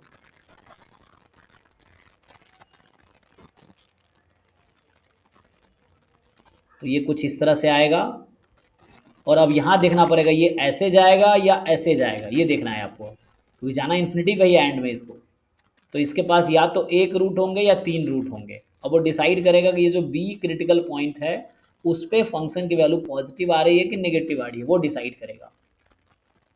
ठीक है, तो कैलकुलेट करके देख लो, अगर पॉजिटिव आ गई बी पे फंक्शन की वैल्यू, बी ये 2 क्रिटिकल पॉइंट जो है ये बी बोल रहा हूँ, तो अगर पॉजिटिव आ गई तो ये ऊपर से ही चला जाएगा रिटर्न होके, अगर नेगेटिव आई तो ये नीचे आएगा, फिर एक्स को कट करेगा, फिर एक्स को कट करेगा। तो 3 केस आपको ये देखना है कि एफ बी जो है, तो ये सब क्लास 12th का क्वेश्चन मैं बता रहा हूँ, ये क्लास 12th का क्वेश्चन है कैलकुलस का। क्या है, सिंपली आपको ग्राफ ड्रॉ करने की कोशिश करनी है। How to draw graph, find critical point, फिर चेक करो मैक्सिमा क्या है, मिनिमा क्या है। सर उसमें दिया हुआ है कि उसने उन्होंने ग्राफ ड्रॉ किया और जिस पॉइंट पे कट कर रहा है वही नंबर ऑफ रूट्स है। हाँ तो देखो ना कितनी बार कट कर रहा है एक्स एक्सिस को। ग्राफ आपको ड्रॉ करना पड़ेगा ना इस क्वेश्चन को, ये गेट में भी ऐसे क्वेश्चन आते हैं, आए हैं, तो आपको अब सॉल्व करना पड़ेगा ना। तो यही तो करना, आपको सीखना है समहाउ। सो ट्राई करो, नहीं ट्राई हो रहा तो मुझे बताओ, फिर मैं सोचा मैं हिंट दे ही दिया, ट्राई करो, सीखो। जो सीखेगा उसके एग्जाम में अच्छे नंबर आएंगे, वही तो करना है। सीखोगे तो सॉल्व कर पाओगे, नहीं सीखोगे नहीं कर पाओगे, तो आपको सीखना है। बताइए ये नेक्स्ट बताइए आगे। 57 58 हो गया ख़त्म। चलो तो 2021 का आप कंप्लीट करके आना, आप लोग जो लोग रह गए, ज़्यादातर लोगों ने कर ही लिया होगा। 2023, 2022, 2021 ये 3 साल के पेपर हमने पिछले 8-10 क्लास लगाए हैं इसमें, है ना। इसमें मैं आज किसकी तीसरी क्लास दिया हूँ 2021 वाले में, 2023 वाले में 4-5 क्लास दिए, 2022 वाले में भी 4 क्लास दिए थे, 5 4 9 तो 11 है ना, 10-11 क्लास हुआ अभी तक। और मैं 2023, 22, 21 देखो, मेन तुम्हें ज़रूरत है 2019 तक का ना, क्योंकि 2018 के पहले का तो सॉल्यूशन ऑलरेडी बुक अवेलेबल है। प्रॉब्लम 2018 के बाद वाले का है, 2019, 2020, 2021, 2022, 2023 तक, है ना। तो इन सब पेपर का मार्केट में सॉल्यूशन है नहीं, सॉल्यूशन बुक नहीं है। तो 2021 वाले का, 2019 तक का, 18 तक का अमित सर का बुक ही है, अमित सर का ना, तो उनका बुक है, तो मार्केट में बच्चे वहाँ से देख लेते हैं। लेकिन ठीक है, तो अच्छे से सॉल्व करो इसको, फिर भी कोई डाउट रह गया हो तो नेक्स्ट क्लास में पूछो। अब तो आप सबका काम ये है सभी लोगों को कि यू सॉल्व, मैं चैट देख नहीं रहा था, किसने लिखा होगा तो पता नहीं। ओके ठीक है जी। तो 23, 22, 21 इन तीनों साल के पेपर को अच्छे से कंप्लीट कीजिए। एक भी क्वेश्चन ऐसा ना हो जो आपको नहीं आते हो, ठीक है। डाउट रहेगा तो फिर हम परसों डिस्कस करते हैं। कल 6 to 9, अच्छा कल देखता हूँ क्लास हो सके तो कैंसिल हो, मैं बता दूंगा ग्रुप में। तो आप लोग अभी के लिए थैंक यू। मॉक टेस्ट भी देते रहो एक एक करके, है ना, और PYQ भी सॉल्व करते रहो। देखो फोकस करो तुम, सिलेबस, PYQ, मॉक टेस्ट, ये 3 ही बहुत अच्छे से कर लो, काफ़ी है। अब असाइनमेंट नहीं भी करोगे कोई दिक्कत नहीं, वो समहाउ उसी से हो जाएगा, मॉक टेस्ट से ही। तो सिलेबस, PYQ और मॉक टेस्ट, ये 3 चीज़ें फोकस करो आप लोग। असाइनमेंट तो उसके थ्रू, PYQ में वही सारे क्वेश्चंस हैं और तुम्हारा मॉक टेस्ट में वही सारे क्वेश्चंस, वहीं से रिवीजन हो जाएगा, ठीक है। चलिए अभी के लिए thank you and good night. GATE की क्लास होगी अभी 9:30 से, मैं डिनर कर लेता हूँ, तो 9:30 से करते हैं। Thank you and good night.